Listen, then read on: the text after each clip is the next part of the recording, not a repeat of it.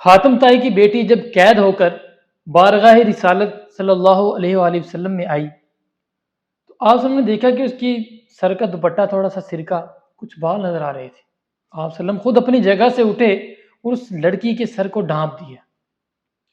اب آپ وسلم نے فرمایا کہ بیٹا میں تمہارا باپ ہوں، مجھ سے ڈرنے کی ضرورت نہیں ہے، میرے صحابہ تمہیں قید کر کے لے کے آئے ہیں، اگر تم چاہو تو یہاں پہ رہ سکتی ہو اور اگر چاہو تو یہاں سے جا سکتی ہو۔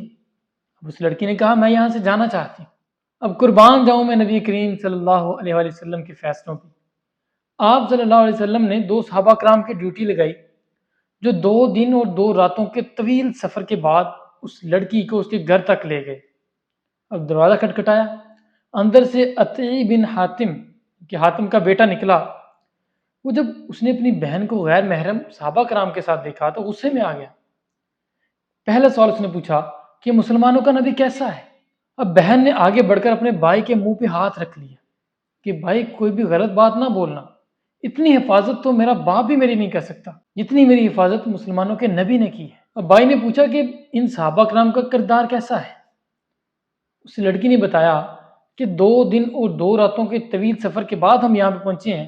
جب نماز کا ٹائم ہوتا تھا تو یہ نماز پڑھنے لگ جاتے تھے، اور یہاں تک کہ ان 2 دنوں میں نہ تو میں نے ان کو دیکھا ہے اور نہ انہوں نے میرا چہرہ دیکھا ہے۔ یہ بات سن کر بھائی کا غصہ ذرا ٹھنڈا ہوا۔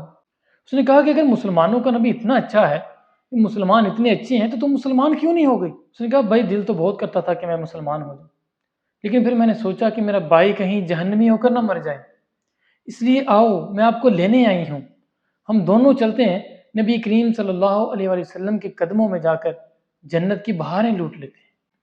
میں ہاتھ جوڑتا ہوں آپ لوگوں کے سامنے، مجھے یہ بتائیں کہ ہمارا نبی جو ایک کافر کی بیٹی کو اتنی عزت دے رہا ہے، وہ تم ہو کہ ایک مسلمان بہن کے ساتھ ٹائم پاس کر رہے ہو؟ مجھے بتاؤ اگر کل حسنین کے نانا نے ہم سے پوچھ لیا تو ہم کیا جواب دیں گے؟ ہمارا نبی تو کافر کی بیٹی کے سر سے دوپٹہ اترا ہوا نہیں دیکھ سکتا، اور تم ہو کہ مسلمان بہنوں کی عزتوں سے کھیلتے ہو۔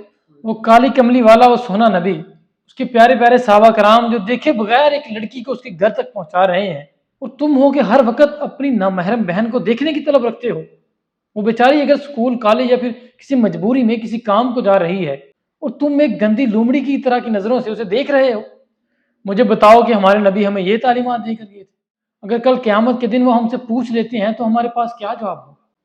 میں اپنی مسلمان بہنوں سے بھی ہاتھ جوڑ کر یہ اپیل کرتا ہوں کہ اپنی عزتوں کی حفاظت کریں، اپنے گھر والوں کی عزت کا خیال رکھیں۔ یہ غیر محرم مرد کے ساتھ تمہارا کوئی رشتہ نہیں ہے سوائے نکاح کے، ورنہ یہ سب تمہاری عزتوں کے ٹھیکیدار بنے ہوئے۔ میرے بھائیوں اور بہنوں، اللہ تعالیٰ سے معافی مانگو، بے شک وہ بے حساب بخشنے والا مغفرت کرنے والا ہے۔ دعا ہے کہ اللہ تعالیٰ ہم سب کو پاکیزہ زندگی گزارنے کی توفیق عطا فرمائے، آمین۔